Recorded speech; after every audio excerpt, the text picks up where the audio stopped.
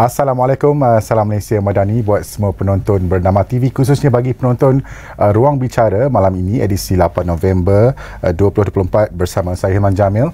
Dan seperti biasa hari Jumaat, topik yang cukup memberangsangkan yang akan kita bincangkan malam ini berkaitan juga dengan menjelang kepengurusian ASEAN 2025 negara kita, di mana topiknya mengenai ASEAN Power Grid, agenda utama kepengurusian ASEAN 2025. Dan sebelum saya memulakan buat bicara malam ini, saya ingin kongsikan sedikit apa itu Suruhanjaya Tenaga ST selaku pengerusi ASEAN Energy Regulator Network ataupun ERN telah mempengerusikan mesyuarat bersama badan-badan kawal selia di dalam ASEAN yang ke-15 ataupun lebih dikenali sebagai 15 ASEAN Energy Regulator Network, 15 ERN. Dan dalam menggalas tanggungjawab ini, Suruhanjaya Tenaga telah pun memberikan penekanan ke atas pelaksanaan ASEAN Power Grid ataupun APG sebagai agenda utama ERN, memandangkan APG merupakan antara faktor kejayaan utama bagi pelaksanaan peralihan tenaga di kalangan negara-negara ASEAN yang menjadi keutamaan ketika ini. Dan seperti yang kita sedia maklum, kenyataan yang dikeluarkan oleh Yang Amat Berhormat Perdana Menteri Datuk Seri Anwar Ibrahim sebelum ini bahawa antara dua cabaran utama bagi Malaysia adalah mempengurusian ASEAN tahun depan, iaitu menjadi hub tenaga utama dan juga mewujudkan grid tenaga ASEAN itu sendiri. Dan inisiatif grid tenaga ASEAN adalah untuk menyepadukan dan juga meningkatkan rangkaian bekalan elektrik di seluruh rantau ini, termasuk transmisi tenaga dari Sarawak ke Johor dan juga dari Laos ke Singapura melalui Malaysia. Dan untuk itu malam ini kita akan bersama tetamu yang cukup arif tentang perkara ini, iaitu Ketua Pegawai Eksekutif Suruhanjaya Tenaga, Datuk Insinyur Teknologis Abdul Razib Daud, yang telah pun bersama kami di studio ketika ini. Assalamualaikum Datuk. Waalaikumsalam. Selamat datang ke Ruang Bicara malam ini. Terima kasih. Kalau saya baca intro ni agak mendalam juga topik ini sebenarnya. Perlu difahamkan lebih jelas kepada penonton di luar sana apa itu sebenarnya agenda utama kita dalam kepengurusian ASEAN untuk tahun ini, khususnya bagi ASEAN Power Grid ini. Ya, terima kasih Ilman sekali lagi. Jadi saya mewakili Suruhanjaya Tenaga ingin mengucapkan terima kasih kerana diberi peluang untuk kita berkongsi bersama-sama menjelaskan berkenaan dengan agenda pengurusian Malaysia tahun depan. Jadi sebagai pengerusi ASEAN, kita juga akan mempengerusi ASEAN Minister for Energy atau Menteri-Menteri Tenaga di ASEAN yang akan dipengerusikan oleh Yang Berhormat Datuk Seri Fadilah sebagai Menteri Petra. Kita diberi tanggungjawab untuk mengemudi Menteri-Menteri Tenaga ASEAN ke arah menterjemahkan, dulu kita panggil impian negara-negara ASEAN untuk membentuk satu power grid yang bersepadu. ASEAN Power Grid itu telah diilhamkan oleh pemimpin dulu ASEAN semenjak 20 tahun yang lepas. Jadi berbagai cabaran. Saya ambil simple analogi lah, Hilman. Kalau kita tengok jalan raya, betul. Jalan raya itu untuk kita menghantar barang-barang, transportation. ASEAN Power Grid itu untuk kita menghantar elektrik atau elektron kepada semua negara-negara ASEAN untuk kita berkongsi ataupun kita trading, berurus niaga, import dan ekspor elektrik ke seluruh 10 ASEAN negara-negara ASEAN. Jadinya dengan peluang kita diberi peluang untuk mengemudi ASEAN ni, kita percaya kita boleh memainkan peranan penting untuk kita merealisasikan impian yang kita telah impikan terlampau lama selama ini. Ya. Datuk, sebelum kita pergi lebih jauh, mungkinlah kita perlu jelaskan kepada penonton dengan bahasa yang mudah, apa itu power grid, Datuk? Apa pentingnya bagi elektrik apabila power grid ini? Ya. Sebenarnya kalau kita lihat, setiap negara ada power grid masing-masing. Kita lihat tiang-tiang pylon yang tinggi, transmission line di highway. Ya, di highway. Itu kita panggil di peringkat transmission level ataupun peringkat level transmisi yang menghantar ataupun yang membawa elektrik daripada jana kuasa kepada pengguna. Betul. Jadi ASEAN Power Grid itu adalah maksudnya mencantumkan negara-negara ASEAN. Saya ambil contoh, Malaysia ada cantuman gridnya ke Singapura. Dan juga Malaysia juga mencantum gridnya ke Thailand dan juga Thailand ke Laos, PDR, ke Vietnam, ke Cambodia dan sebagainya. Bermaksud sebelum ini ASEAN memang belum ada ASEAN Grid Power ini tidak connecting, belum ada lagi seluruh rantau ASEAN. Belum ada daripada Borneo ke Peninsula Malaysia dan semenanjung Malaysia. Dan kalau ada pun kapasitinya terhad. Bukan tujuannya berbeza-beza, bukan untuk trading atau untuk burus niaga yang besar, lebih kepada semangat kejiranan membantu. Jadi kita untuk kembangkan grid ini ke arah lebih kepada bersifat komersial, bersifat lebih banyak yang kita boleh transfer, dan bukan hanya berjiran yang terdekat. ASEAN Power Grid itu objektifnya untuk kita transmit atau untuk kita jual beli ke negara yang lebih jauh lagi. Contoh yang Hilman sebut, daripada Laos sampai ke Singapura. Yang kita telah mulakan sejak tahun 2018 lagi. Itu salah satu kejayaan kita. Dan berbalik pada topik kita malam ini mengenai ASEAN Power Grid, agenda utama menjelang Malaysia menjadi pengerusi ASEAN 2025 ini, mungkin Datuk boleh kongsikan projek, boleh saya silakan projek ke bagaimana ni? Projek ini bagaimana sebenarnya? Sebelum kita boleh mulakan projek, kita perlu ada satu persetujuan lah. Kita bagi framework, persetujuan antara negara-negara ASEAN. Itu saya ingat cabaran yang lebih utama. Betul. Kita ada projek-projek yang kita telah bina, yang kita dari Malaysia, saya sebut tadi, ke Singapura, dan Malaysia ke Thailand dan Greater Mekong, dengan negara yang bersebelahan Thailand, kejiranan Thailand. Tetapi yang kita impikan adalah satu rangkaian grid yang lebih besar. Bukan saja antara dua negara terdekat, dan juga negara yang lebih jauh. Dan urusan jual beli tenaga itu kita harapkan lebih telus dan lebih mudah. Jadi saya ambil contoh, katalah Singapura ada kekurangan bekalan tenaga, mungkin Singapura boleh beli daripada Vietnam, daripada Laos, daripada Cambodia, tapi harus melalui negara-negara yang transit tadi, negara yang Thailand, negara Malaysia itu dialirkan lah. Dialirkan melalui rangkaian-rangkaian yang sedia ada, negara-negara yang tengah-tengah sebelum dia sampai ke negara Singapura. Itu yang pentingnya, ada persefahaman, ada perundangan, ada peraturan dari bersifat undang-undang dan bersifat agreement ataupun perjanjian bersifat komersial, dan juga kerjasama antara syarikat-syarikat bisnes dan syarikat-syarikat utility, dan juga bagaimana kita untuk mengoperasi satu rangkaian grid yang besar, bukan saja dari segi bahasa dan juga dari segi technicality. Dan itulah cabaran yang kita akan bermaksud cuba. Apabila Malaysia jadi pengerusi ASEAN tahun depan, baru nak diuruskan tentang memorandum persefahaman dan sebagainya. Kita sudah ada memorandum persefahaman antara 10 negara ASEAN ini. Kita akan tingkatkan. Kita panggil enhance, supaya lebih jelas dan lebih committed. Jadi yang saya sebut tadi, yang kita impikan dah lama, tapi projek ni pencapaiannya amat terhad. Laos, Thailand, Malaysia dan Singapura. Apa halangan ni sebenarnya, Datuk? Itu yang saya halangan mesti ada. Betul.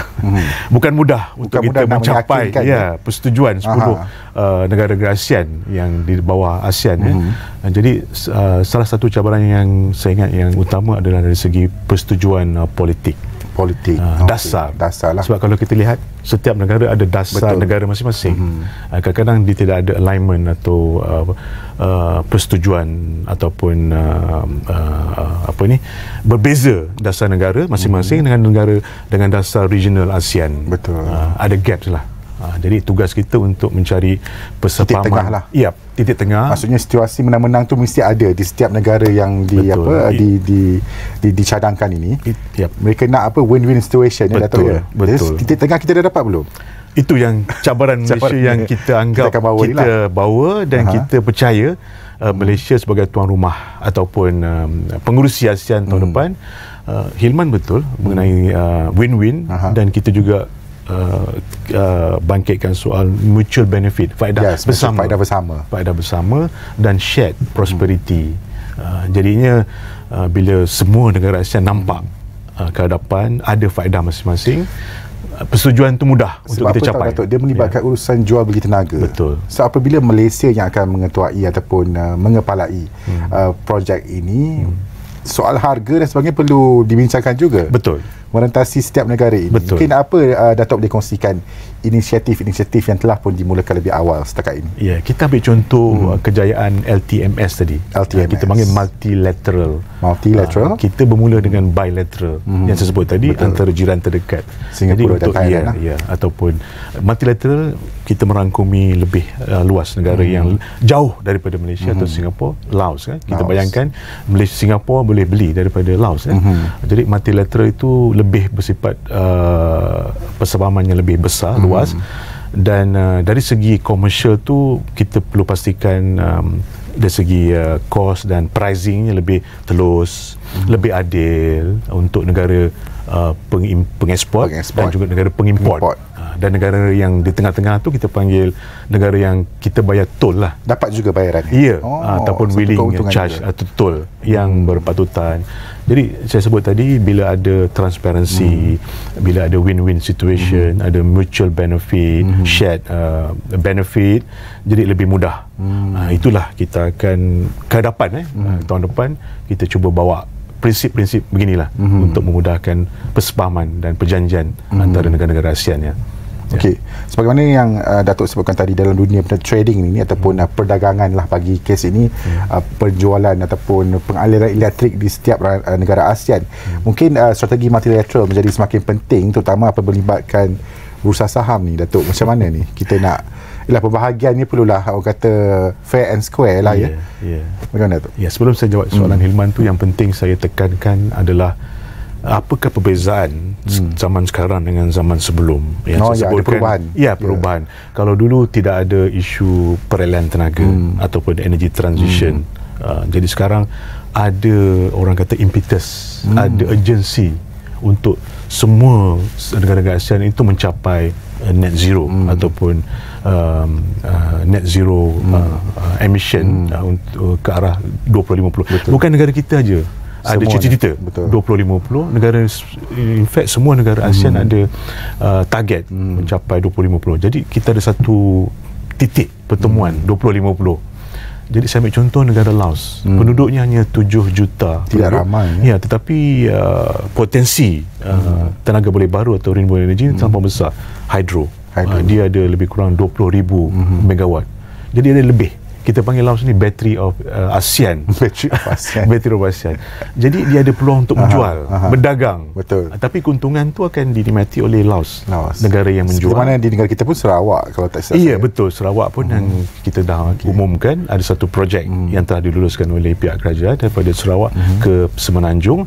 Jadi kita nampak apakah dari segi economic benefit lah. Potensi ekonomi tu ya. Yang generation source tu di tempat lain, yang demand tu di tempat lain. Jadi kalau kita boleh optimumkan, kita boleh sambungkan source dengan demand, jadi win-win lah. Jadi yang demand akan serve atau diberikan oleh negara-negara yang ada lebihan tenaga. Itu yang kita tekankan. Again, Hilman, win-win. You are right, win-win situation. So maksudnya dalam situasi ini Malaysia mengepalai lah, boleh saya katakan begitu. Jadi sepanjang setahun 2025 ni, projek ni memakan masa berapa lama, Datuk? Adakah akan diteruskan untuk pengurusi berikutnya? Itu persoalan juga. Betul. Projek ini tak akan siap dalam masa setahun. Betul. Tak tapi mungkin, yang penting kita ada satu political solution di atas. Hopefully dengan pengurusian Malaysia itu ada kesepakatan atau persetujuan antara pemimpin-pemimpin, leaders of ASEAN dan juga menteri-menteri tenaga ASEAN untuk bersetuju satu framework yang jelas. Jadi implementationnya mudah. Bila ada persetujuan, kita benarkan business to business untuk bertemu dan menjalankan projek dengan jayanya. Itu yang penting yang kita cuba capai. Tapi projek tidak akan siap dalam masa setahun. Projek ini akan masa berterusan sebab target kita 2050 tadi, yang net zero, GHG ataupun carbon emission. Jadi saya sebutkan tadi, zaman dah berubah. Masing-masing ingin mencapai dan masing-masing perlu bantuan negara lain. Kita tidak mungkin boleh mencapai net zero dengan negara dengan individual country ataupun negara masing-masing. Jadi bila ada kesepakatan, kita boleh accelerate, kita boleh maju ke depan dengan lebih cepat. Dan jangan lupa Hilman, saving atau penjimatan kan, kalau kita berkongsi kita boleh menjimat dari segi investment ataupun moda-moda. Kita boleh beli daripada negara jiran atau negara yang lebih jauh daripada negara sebelah. Jadi ada penjimatan yang lebih besar. Jadi penjimatan tu lebih lagi jimat daripada kita membuat loji-loji jana kuasa yang dengan negara kita sendiri. Dan kita tengok negara Singapura tidak ada keluasan tanah dan sebagainya, tapi dia ada kemampuan untuk membeli atau membayar dengan harga yang lebih mahal. Janji ada duit boleh beli. Ya, betul. Jadi itulah kita kata ada win-win. Itu yang kita telah kita akan cuba tekankan supaya kehadapan lebih mudah dan lebih rancak. Dari segi modal saya ingat tidak rumit. Itu persoalannya, Datuk. Modal ni dari mana? Adakah setiap negara akan menyumbang? Ya, tak semestinya. Kalau ada banyak agensi multi bank, contohnya ASEAN Development Bank ataupun World Bank yang sedia, jadi menunggu-nunggu. Dipanggil bankability project. Dia menunggu sebab dia kalau Hilman lihat, bank ni pun ada satu target untuk dia belanja ataupun dia meminjamkan wang ke arah 2050, ke arah satu projek panggil cleaner project, greener project. Jadi dia menunggu kalau ada projek yang disetujui, dia akan sedia melabur.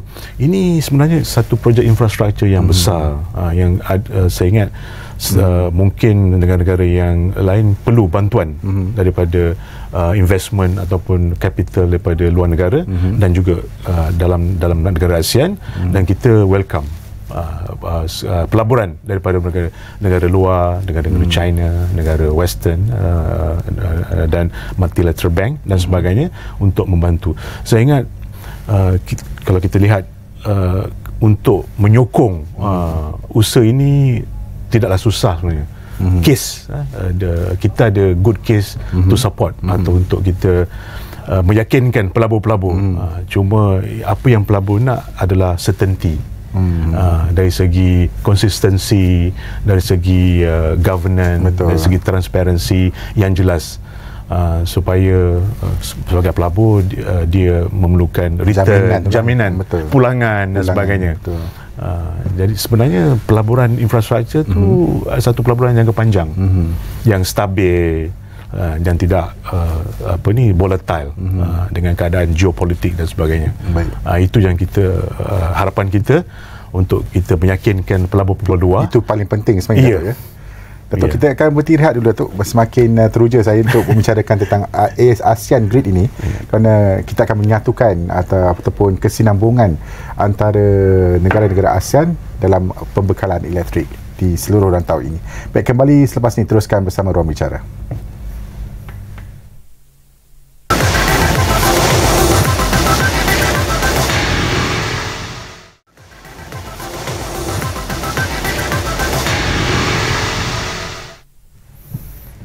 Bertemu kembali dalam Ruang Bicara bersama saya Hilman Jamil. Malam ini kita membicarakan topik yang begitu penting saya kira untuk dekad akan datang bagi rantau ASEAN, mengenai ASEAN Power Grid, di mana kita akan menjadi pengerusi ASEAN tahun depan. Malaysia akan berpengerusi ASEAN, dan inilah perencanaan yang kita rancangkan supaya ASEAN ini disepadukan dengan satu sistem grid ataupun bersepadu antara setiap negara. Dan tetamu yang saya undang malam ini adalah Ketua Pegawai Eksekutif Suruhanjaya Tenaga, Datuk Insinyur Teknologis Abdul Razib Daud. Baik, Datuk, sebelum kita berhenti tadi, memanglah mukadimahnya agak perlu dengar betul-betul nak faham, tapi saya cuba sampaikan dengan bahasa yang mudah supaya rakyat di luar sana, tidak kiralah di mana pun anda berada, supaya faham apa itu ASEAN Power Grid ini dan bagaimana ia memberi satu keuntungan dan juga faedah manfaat kepada seluruh warga ASEAN dalam rantau ini. Baik, Datuk, tadi kita dah cakap peringkat ini mengenai perencanaan di mana perjanjian itu akan dimulakan, mendapat persetujuan setiap negara dan sebagainya. Bagaimana pula dengan kita kira kandungan dalam perjanjian itu mungkin juga dibincangkan dari segi tarif dan sebagainya. Mungkin Datuk boleh kongsi sikit? Ya, sebagai contoh, LTMS kita bincang bukan saja dari segi undang-undang, dari segi peraturan. Dia ada beza. Setiap negara ada undang-undang masing-masing. Masing-masing ada undang-undang. Jadi kita cuba harmonikan atau harmonize dari segi undang-undang, dan juga kita masukkan juga dari segi komersial. Komersial dari segi kiraan-kiraan tarikh, kiraan cukai. Kita ada juga elemen import dan export cukai. So, bila kita ada cross border, rintasi sepadan, kita perlu bayar cukai dan sebagainya. Jadi itu perlu diperjelaskan di dalam perjanjian, dan juga isu-isu lain dari segi operasi, dari segi teknikal, sebab dia bercantum. Bila kita bercantum, kita bergantung harap kepada negara-negara lain. Jadi dari segi semua aspek-aspek tu kita akan jelaskan, dan secara komunikasi, protokol, bila ada cantuman, bila ada persepahaman, dan cara protokol, kalau ada berlaku maintenance, bagaimana kita untuk ada akses kepada peralatan dan sebagainya. Itu harus diperincikan detail oleh pihak yang menandatangani perjanjian. That's why benda tu penting untuk kita bersetuju dulu, dan bila ada projek lebih mudah untuk pihak business to business atau pihak utility untuk melaksanakan projek. Baik Datuk, dalam keadaan ini tentunya ada permintaan dan penawaran dari segi tenaga itu sendiri. Mungkin kalau kita faham dari sudut setiap negara ini mempunyai bentuk muka bumi dan juga alam yang berbeza yang dianugerahkan oleh Ilahi, di mana kalau Malaysia kita faham banyak sumber air dan sebagainya. Kalau di negara lain, mungkin di Laos ataupun Vietnam, mempunyai sumber angin yang lebih banyak berbanding Malaysia. Jadi itu semua adalah betul-betul sumber bagaimana elektrik ini dijanakan. Untuk situasi ini, ASEAN Power Grid ataupun APG ini, siapa yang akan membekalkan, Datuk, sebenarnya sumber tenaga itu? Setiap negara ini mempunyai kelebihan masing-masing, air, udara dan mungkin pelbagai lagi. Ya, kalau kita lihat secara dasar, prinsip, tenaga elektrik itu bergantung pada supply and demand. Jadi setengah negara boleh menjadi supplier atau yang membuat logi dan kuasa, dan setengah negara sebagai pengimport yang pihak kilang ataupun industri yang memerlukan tenaga. Saya balik pada tadi, apa yang beza sekarang ni, negara itu memerlukan tenaga-tenaga boleh baru untuk ke arah net zero. Jadi kalau kita lihat negara di Greater Mekong atau negara-negara belah Thailand, utara Thailand, Vietnam, Myanmar, dia ada potensi angin ataupun wind. Selain daripada Laos tadi, ada potensi hydro, dan kita lihat di Vietnam juga ada potensi angin di darat dan juga di offshore, di laut, dan Cambodia juga ada potensi angin dan sebagainya. Jadi dengan berbagai potensi-potensi tenaga dan keperluan di Bangkok, di Kuala Lumpur, di Singapura, jadi itulah orang kata tu cantiknya, the beauty of the ASEAN tu, lengkap melengkapi lah. Jadi negara pengeksport akan menjual ke negara pengimport dengan harga yang berpatutan. Jadi negara tengah-tengah, kita panggil negara transit, yang akan membuat rangkaian, yang akan membenarkan atau yang membolehkan tenaga itu disalur kepada negara pengimport. Semua dapat habuan. Semua dapat. Itulah faedah sebenarnya. Ya. Baik Datuk, kita cuba fikir lebih, orang kata kritikal sedikit. Soal keselamatan ini, Datuk. Kalau tentunya elektrik ini, kalau tak ada, even kalau di Malaysia pun tak ada, sekejap pun orang dah bising. Apatah lagi ini kalau dah disepadukan seluruh rantau ASEAN. Seandainya ada negara ini yang mungkin terdedah kepada bencana alam, misalnya gempa bumi, mungkin ribut taufan dan sebagainya, dan power grid itu sendiri mungkin ada kesannya mungkin tombang atau bagaimana istilahnya, saya tak pasti. Untuk keselamatan ni bagaimana, Datuk, nak pastikan apabila benda ni terlaksana nanti, semua tidak akan terjejas lah jika salah satu negara ini dia punya pencawang ni, Datuk, kita panggil. Betul. Pencawang, talian atau pencawang. Talian lah. Mungkin tombang dan sebagainya istilahnya. Ilman, that's why ada beza dulu dan sekarang. Kalau dulu saya memang dididik untuk pentingkan negara sendiri juga. Ya, betul. Mana kita panggil self-sufficient. Kita perlu ada reserve sendiri, dan jangan bergantung pada jiran. Tapi ke hadapan, dari segi energy security, arti lebih kuat lagi kalau kita bercantum dan kita berkongsi security untuk seluruh negara ASEAN. Bila kita ada trust, kepercayaan negara ASEAN, saya kan tidak akan berlaku konflik atau ada sekatan atau ada boykot dan sebagainya. Itu penting. That's why saya kata political tu kena ada stable lah. Kena stabil dan persamaan yang penting, tidak ada berlaku boykot dan sabotaj dan sebagainya. Bila kita bincang security, kita sebenarnya kita perlukan bantuan negara jiran untuk kita berkongsi. Di waktu kita susah, waktu kita ada kekurangan atau ada shortfall, kita perlu mengimport. Dan kita boleh mengimport dengan lebih jauh. Macam Malaysia boleh terus kepada Laos ataupun Myanmar atau Cambodia, dan dia ada reserve masing-masing. Ni macam kita panggil sharing reserve lah. Kita berkongsi reserve masing-masing. Itu dapat menjimatkan kos. So itu benefit yang mungkin tidak apa jelas, tapi bila penjimatan kos tu kita boleh buat logi yang lain, atau boleh kita buat duit itu kita boleh gunakan untuk economic activity yang lebih lain selain daripada elektrik. Itu saya lihat energy security itu dalam bentuk perkongsian lebih selamat. Bila kita berkongsi, kita ambil contoh, katalah berlaku malapetaka di Singapura. Jadi negara lain boleh tolong. Kata Malaysia tidak cukup, kita boleh ambil tenaga daripada Thailand. Jadi insya-Allah kalau masing-masing berkongsi, kita punya security tu lebih aman, lebih secure lah. Sebab kita security level tu lebih tinggi. Saya lebih pada bersifat positif lah. Positif dahulu ya. Kalau negatif tu memang kita fikir orang akan boykot kita. Kalau bencana alam macam mana Datuk? Bencana alam? Kita maksudnya bolehlah kita minta contoh je, kalau di Indonesia selalu berlaku gempa bumi dan sebagainya. Mungkin boleh pinjam Malaysia punya ke? Betul. Disalurkan macam tu. Betul. Itu yang kita lihat daripada perkongsian, benefit perkongsian. Jadi mungkin kalau tidak ada sambungan, mungkin Indonesia dia punya reserve tu terbatas. Mungkin 10%. Kan? Bencana alam tu melebihi 10%. Jadi mungkin ada berlaku blackout. Jadi dengan ada sambung antara Sumatera dengan Melaka contohnya, kita boleh hantar daripada Melaka ke Sumatera. Jadi yang kekurangan 10% lagi kita boleh bantu. Dia tidaklah bergelap di Sumatera bila ada bencana alam dan sebagainya. Itu saya lebih lihat dari segi positif. Lebih luas sebenarnya. Apabila APG ini dilaksanakan. Baik Datuk, perkara yang penting juga untuk kita fahami, setiap negara ini mempunyai syarikat ataupun operator utilitinya masing-masing. Betul. Dalam soal Malaysia misalnya, Tenaga Nasional Berhad, dan mungkin di Sabah dan Sarawak mempunyai syarikat yang tersendiri. Dalam melaksanakan APG ini, Datuk, peranan ST itu sendiri, Suruhanjaya Tenaga ini, bagaimana? Adakah akan bentuk satu lagi syarikat ataupun pembekal tenaga ASEAN ini, atau bagaimana? Kita sebagai badan kawasalia lebih kepada mengawal aspek-aspek teknikal, ekonomi dan keselamatan. Kita juga menasihati kerajaan di peringkat rundingan. Bila kita mengada rundingan antara negara-negara ASEAN, kita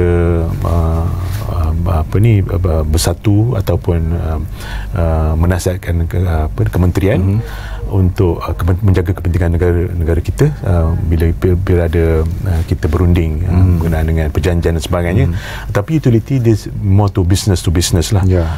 Saya tak jangkakan kita ada syarikat yang baru. Tidaklah. Jadi utility ini akan diteruskan masing-masing, dan mungkin juga ada peluang-peluang untuk syarikat-syarikat private untuk berkongsi atau kerjasama dengan syarikat utility negara masing-masing untuk kita mempercepatkan, sebab yang penting kita ada modal, capital, dan juga ada satu projek yang kita boleh siapkan dengan seberapa segera. Mungkin itu kita bersifat terbuka kepada peluang-peluang orang lain untuk berkongsi atau bekerjasama dengan syarikat utility negara masing-masing. I think demi untuk kita mencapai objektif masing-masing. Dan Datuk, sefahaman saya dalam Suruhanjaya Tenaga ini berperanan sebenarnya untuk kawal selia industri tenaga di negara kita, dan juga bagi memastikan yang paling penting adalah kepentingan pengguna itu sendiri dilindungi, dan mutu perkhidmatan yang baik untuk diberikan kepada rakyat. Mungkin dalam situasi yang bakal kita nampak tidak lama lagi, mungkin dalam 5 atau 10 tahun akan datang menjelang 2050 ini, adakah ini masih menjadi pegangan utama ST dalam ASEAN? Dalam ASEAN. Betul. Kita memang tidak putus walaupun negara-negara kita itu hakiki kerja kita, tapi untuk negara ASEAN kita pastikan pelanggan atau pengguna dilindungi dari segi kos, dari segi tarikh, dan juga dari segi kesinambungan ataupun continuity, supply interruption, dan quality, service quality level dan sebagainya. Walaupun kita bergantung pada negara luar untuk jual beli, standard tu kita harus kekalkan. Tidaklah standard tu jatuh disebabkan kita bergantung kepada negara luar. Jadi kita harus pastikan benda tu kekal dan mungkin kita pertingkatkan lagi. Saya tidak lihat peranan kita berkurangan, malah lebih lagi. Dan kita juga harus berhubung dengan regulator atau badan kauselia negara-negara jiran. Betul. Untuk kita berkongsi, dan kita di peringkat di peringkat kauselia regulator kita ada satu yang earn tadi tu, ada satu network yang kita berkongsi dan untuk kita mencapai persetujuan yang saya sebut tadi, harmonizing. Ada kadang ketidakseimbangan antara peraturan ataupun akta negara masing-masing. Kita cari jalan tengah, titik pertemuan untuk kita bersetuju dengan kaedah, sebab kita panggil jurisdiction ataupun boundary kita setakat sebadan aja. Betul. Kita tak boleh melebihi melebihi pada sebadan. Baik, kalau Datuk boleh kongsilah tahap sekarang ni menjelang, walaupun 2025 lagi sebulan 2 lagi, apa proses progresnya ataupun tahap yang telah kita pun capai setakat ini APG ini? Alhamdulillah, disebabkan kejayaan LTMS, kita cuba kopi atau gunakan model ini untuk di Borneo juga. Kita ada BIM, Brunei, Indonesia, Malaysia dan Filipina, dan sekarang kita dah mulai konsep yang sama untuk kita menterjemahkan di BIM atau di Borneo. Saya jangkakan projek ini akan berjalan dan berjaya disebabkan kejayaan LTMS di sebelah sini. Jadi I think dalam masa setahun 2 akan ada satu perjanjian antara 4 negara ini untuk berurusan jual beli tenaga. Apa yang kita buat bersama Laos, Thailand, Malaysia dan Singapura. Itu yang kejayaan. Dan kita juga jangkakan antara Vietnam, Cambodia dan Thailand. Kita panggil Greater Mekong. Greater Mekong akan ada juga satu sub-regional untuk dia mencapai satu persefahaman, dan kita akan mencantum. Maksudnya ada wakil kita di sana atau bagaimana? Bukan. Kalau di Brunei, Indonesia, Malaysia, Filipina kita ada wakil, kita ada BMP. Kalau di Greater Mekong kita tidak ada, tapi kita berkongsi.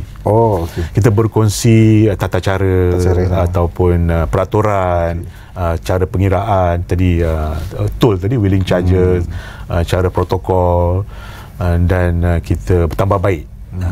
Itu semangat ASEAN, itu yang lebih bagus, dia lebih mudah. Jadi bila dah ada sub regional tu dah berjaya, jadi kita cuma cantumkan saja. Bila Sarawak ke Semenanjung siap, jadi bila kita perkukuhkan talian daripada Thailand ke Bukit Kayu Hitam siap, jadi dah ready. Kita panggil framework tu dah ready, undang-undang tu dah ready, commercial agreement tu dah ready. Jadi kita teruskan aja. Itu lebih mudah ya? Ya. Baik, Datuk, kita akan berhenti rehat dulu. Yang kedua ni, Datuk, untuk kita kupas lebih lanjut tentang agenda utama penerusan ASEAN mengenai ASEAN Power Grid. Teruskan bersama kami di Ruang Bicara.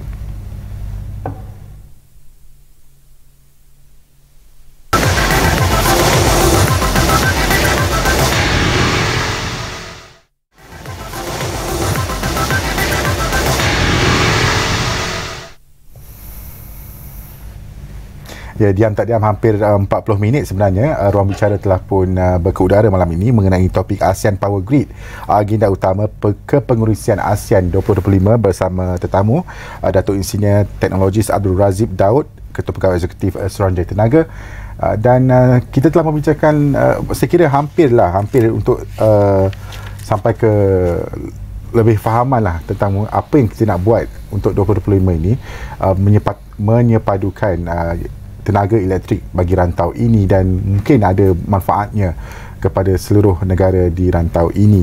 Baik, Datuk, mengenai APG ini, tentunya Suruhanjaya Tenaga mestilah mendapatkan panduan ataupun arahan daripada Kementerian Petra sendiri. Mungkin dari sudut menjelang ASEAN tahun depan, apa agaknya mesyuarat-mesyuarat ataupun langkah pertama yang kita akan laksanakan bawah Petra ini? Okey. di sebalik kita memperkongsikan ASEAN leaders, Prime Minister ataupun Presiden, kita juga akan memperkongsikan Menteri-Menteri Tenaga ASEAN, dipanggil AMEM, ASEAN Minister for Energy meeting. Sebelum meeting untuk minister, kita ada senior officer meeting ataupun SOM. Jadi kita akan sibuk lah bulan Januari. Kita akan jadi host untuk meeting ni akan berapa kali sebelum kita ada satu summit sidang kemuncak untuk Menteri Tenaga dan juga sidang kemuncak untuk leaders of ASEAN. Jadi kita akan sibuk, kita akan host dan kita akan buat agenda dan kita akan cuba mendapatkan persefahaman dan kita akan dapatkan satu MOU, tanda tangan MOU, dan kita akan bawa ni kepada persidangan summit untuk Menteri-Menteri Tenaga ASEAN dan juga akhirnya ke summit ASEAN Leaders. Saya ingat dijangka ke bulan Oktober. Itulah, kita ada milestone dia. Dan kita ada KPI jugalah yang Hilman sebut tadi, permukaan yang amat berhormat Perdana Menteri memberi kita dua tugas yang utama. KPI lah yang tadi sebagai hub ASEAN sebagai hub energi dan juga ASEAN Power Grid. Jadi itulah, kita kena aturkan agenda, kertas kerja dan perbincangan, dan bukan mudah untuk kita dapat persetujuan bersama.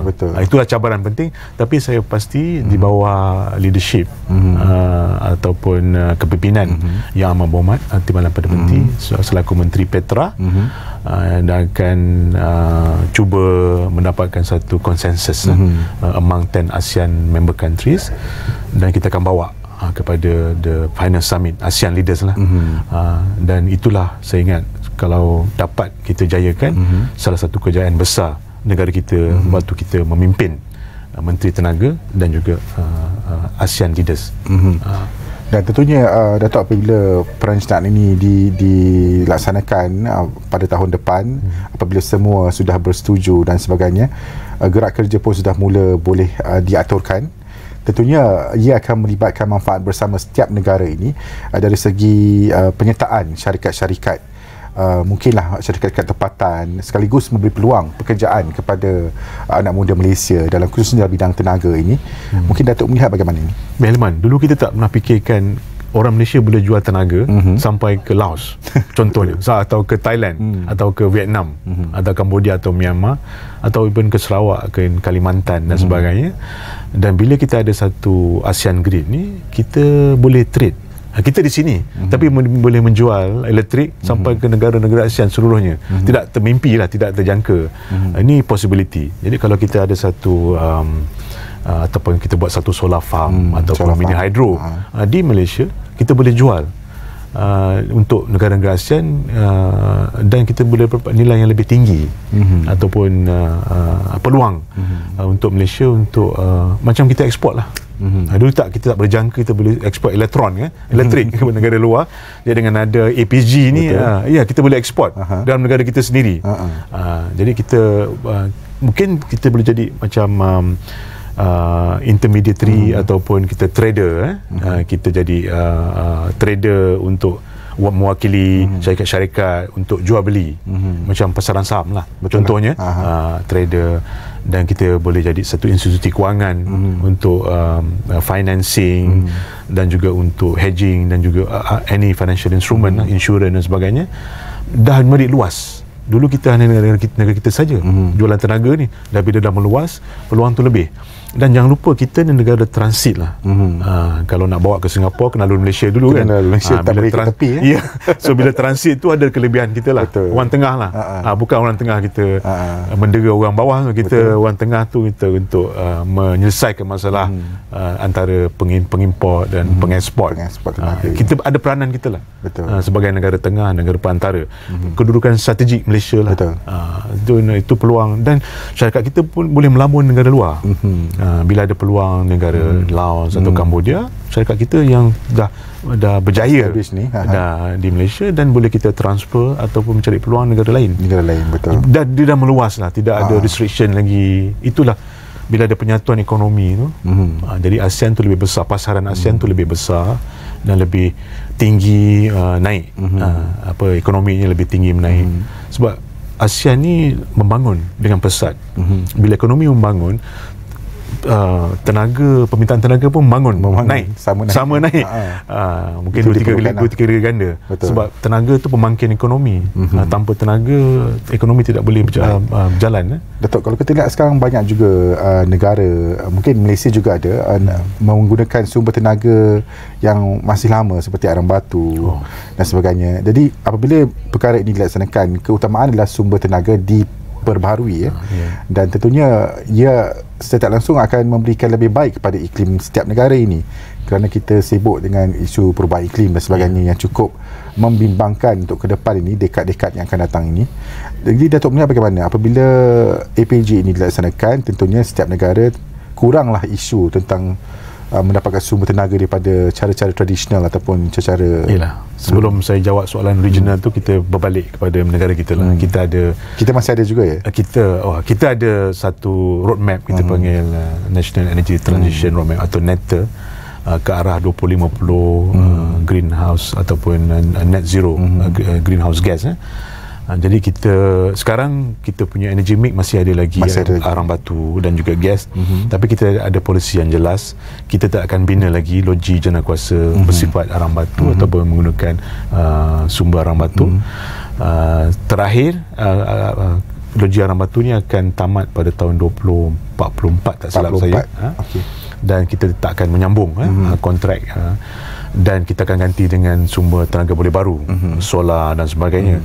Apa-apa pun kita akan hormati perjanjian Paris Agreement 2030 untuk kita mengurangkan greenhouse gas ke tahap yang telah ditentukan oleh 45% reduction dan juga 2050 kepada net zero. Itu dalam negara kita jelas. Kita ada banyak lagi peluang-peluang lain seperti green hydrogen, kita ada carbon capture storage, kita ada mobility kereta elektrik untuk mengurangkan carbon daripada transportation atau pengangkutan. Dan kita juga ada hydro, mini hydro dan rangkaian ASEAN juga. ASEAN Power Grid itu salah satu option yang kita ada untuk kita mengurangkan greenhouse gas. Jadi apa-apa pun yang kita buat memang ke arah itu, dan seluruh negara ASEAN ada target masing-masing. Jadi saya nampak kalau ASEAN ini bersatu dan ada persefahaman, kita boleh melonjak dengan cepat ke arah net zero 2050 kalau kita bersama-sama berkongsi dan kita dapat penjimatan. Jadi Hilman sebut pasal perubahan iklim ataupun climate change, kesan-kesan perubahan iklim, memang kita tidak deny lah, kita tak nafikan itu adalah punca greenhouse gas effect kepada perubahan iklim. Atas kesedaran itulah setiap ASEAN membuat ada national objective, dan juga ASEAN juga ada satu objektif yang bersama. Jadi ada common ground dan common objective yang saya lihat itu salah satu punca untuk kita mendapat persetujuan antara negara-negara ASEAN.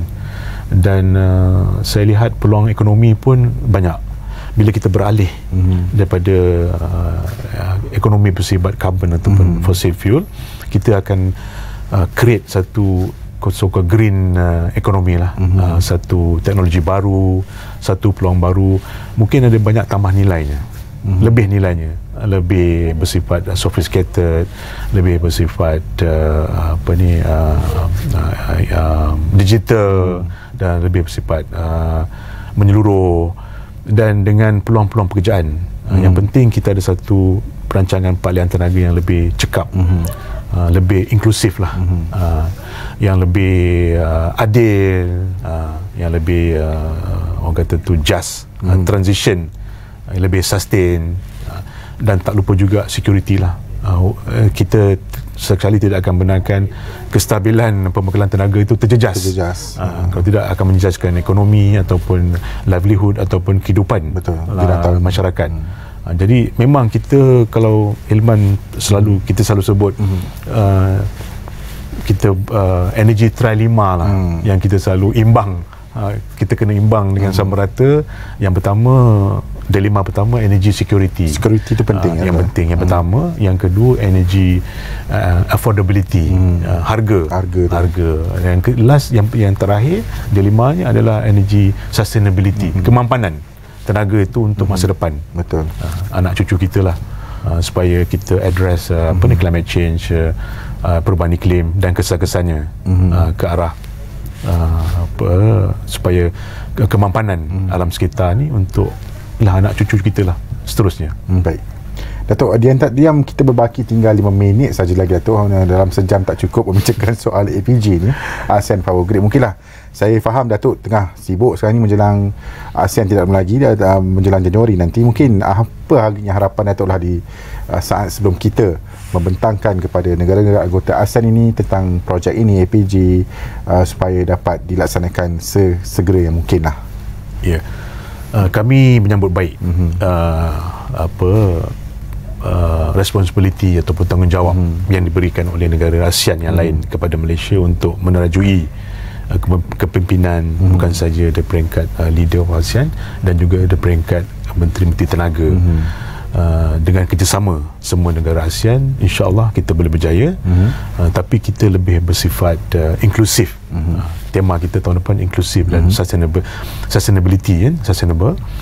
Yang Hilman sebut tadi, win-win, mutual benefit, shared benefit dan sebagainya.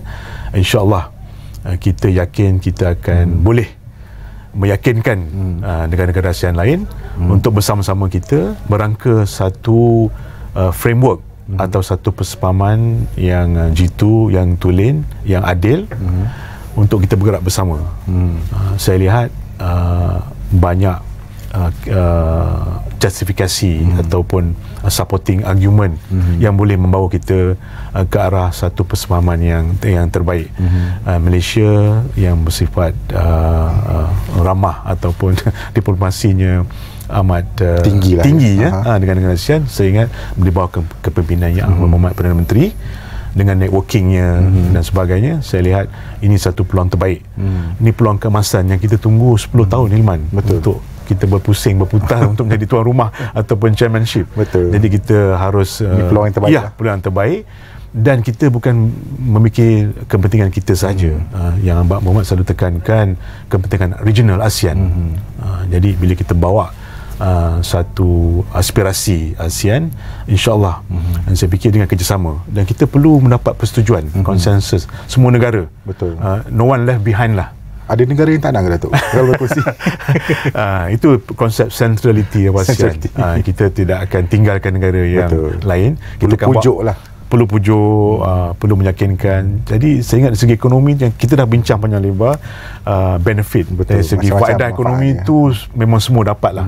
Semua akan menikmati faedah alam sekitar. Sebut tadi, semua akan menikmati faedah alam sekitar, nak mencapai greenhouse gas ataupun net zero 2050, semua akan capai kalau bekerjasama lah. Penjimatan dari segi capital dan sebagainya, dan negara yang luar tu untuk melabur pun menunggu. ASEAN ni memang rancak, pembangunan ekonominya rancak. Jadi untuk dia melabur untuk mendapatkan return yang sesuai, inilah peluang terbaik Malaysia. Cuma tunggu yang framework tadilah. Framework tu yang kita bincang yang panjang lebar tadi. Persetujuan, persefahaman, framework dan terma-terma yang dapat dipersetujui bersama. Bila dah bersetujui di peringkat atasan, yang bawah implementation tu mudah. Projek yang Hilman sebut tu, projek tu mudah. Sebab kita dah identify projek-projek tu, cuma tidak boleh bergerak dengan lancar disebabkan ada cabaran-cabaran yang kita lihat tidak mustahil untuk kita selesaikan.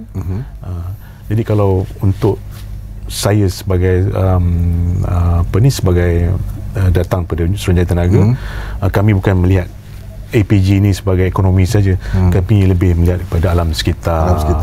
Jadi kalau Hilman boleh saya last word, boleh silakan Datuk. My last word is, dunia ni bukan kita warisi sebenarnya. Bukan warisan. Dunia ni yang sebenarnya kita pinjam saja daripada anak-anak kita yang kita harus pulangkan balik. So dan keadaan mana yang kita akan pulangkan, yang terbaik lah. Betul. Jadi inilah tanggungjawab kita generasi kita, untuk generasi akan datang, anak cucu kita. Kita akan pulangkan planet ni, bumi ni satu aja, bukan ada dua kan. ASEAN satu aja bumi je. Kita akan pulang dengan bersih, dengan terbaik untuk generasi-generasi akan datang. Terkesima saya Datuk punya penutup yang cukup baik malam ni tentang kepentingan kita menjaga alam sekitar ni, khususnya dalam isu ini.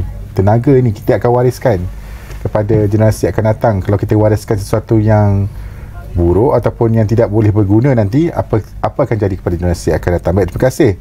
Terkesima saya, Datuk. Menarik, Datuk boleh buat ayat tu, boleh jadi tagline tu.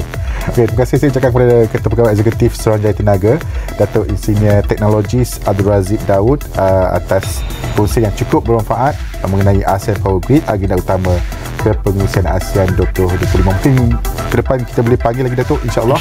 Apabila perbincangan ini ataupun mesyuarat berkenaan telah pun dilaksanakan nanti. Apapun yang pasti, bagi anda di luar sana, terus bersama kami di Bernama TV untuk mendapatkan kupasan terkini mengenai ASEAN 2025 dan juga begitu juga mengenai ASEAN Power Grid, salah satu daripada rangkaian beberapa isu penting yang telah pun ditetapkan oleh Perdana Menteri Datuk Seri Anwar Ibrahim sendiri, bahawa inilah isu penting yang akan kita bawakan dalam ASEAN nanti. Baik, sampai di sini saja Ruang Bicara malam ini. Saya Himan Jamil. Jumpa lagi. Assalamualaikum warahmatullahi wabarakatuh.